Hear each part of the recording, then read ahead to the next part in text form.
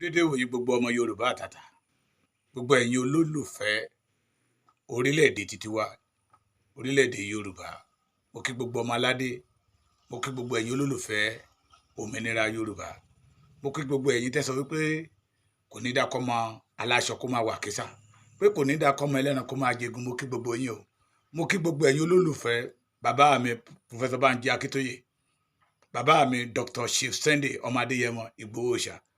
Mo kí gbogbo ẹ̀yin tá jọ ń sá eré ìje pé májẹ̀mú 1914 ó gbọ́dọ̀ dópin nínú ayé Yorùbá.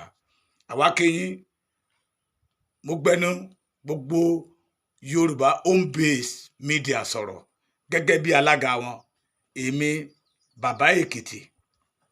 Mo kí yín, mo fi àkókò yìí sọ fún gbogbo àgbáyé wípé àwa home base media, àwa ò ní olórí kan, àwa ò ní aṣíwájú kan, àwa ò tẹ̀lé ẹnìkan ju àwọn bàbá méjèèjì tí Ọlọ́run gbé ṣe ẹ̀lẹ́ lọ́wọ́, ìyẹn bàbá Professor Banji Akíntóyè àtolóyè Chief Sunday ọmọ Adéyẹmọ Ìgbòho Òòṣà. Ó ní àwa home based media là ń tẹ̀lé lẹ́yìn. Pé wọ́n pe èèyàn kan ní Onitiri, àwa ò mẹ́ni tó ń jẹ́ bẹ́ẹ̀ rí. Pé wọ́n pe àwọn kan ní òmìnira 2022, àwa ò mọ̀ wọ́n.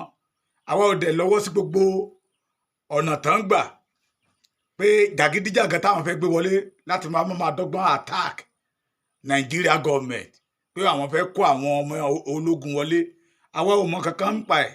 Àwa tá a wà nílé home based media tá a dúró lẹ́yìn àwọn bàbá Professor Banji Akíntóyè àtolóyè Chief Sunday ọmọ Adéyẹmọ Ìgbòho Òòṣà, tó jẹ́ pé àwọn làwárí gẹ́gẹ́ bí adarí wa, pé ibi tán bá ń lọ làwa ń lọ. Àwa gẹ́gẹ́ bí home based media, a ò ní olórí kan tó ju àwọn lọ. Bàbá Professor Banji Akíntóyè àtolóyè Chief Sunday ọmọ Adéyẹmọ Ìgbòho Òòṣà, adùnbárìn mọ́ jìyà. Yes, àwọn làwa mọ̀ gẹ́gẹ́ bí olórí. Àwa ò mẹ́ni tó ń jẹ́ Dúpẹ́ Onítìrí, àwa ò dẹ̀ sí nínú agbo wọn láwa tá wà nílé.